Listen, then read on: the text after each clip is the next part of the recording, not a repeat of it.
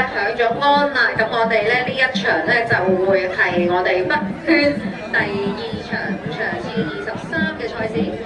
咁啊會有我哋2線嘅飛魚龍舟體育會、3線嘅風之龍、4線嘅安興運輸頂得住，同埋5線嘅顯利工程同興龍。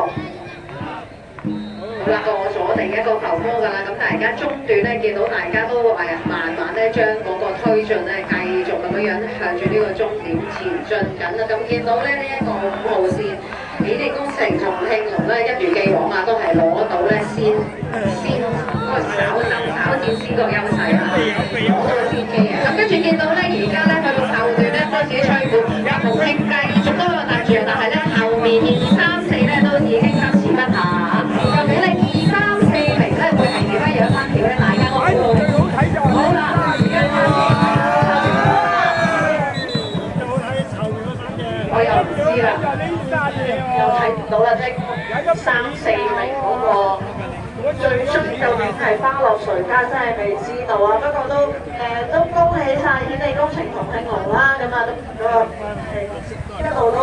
領先帶咗優勢，由頭帶到落尾啊！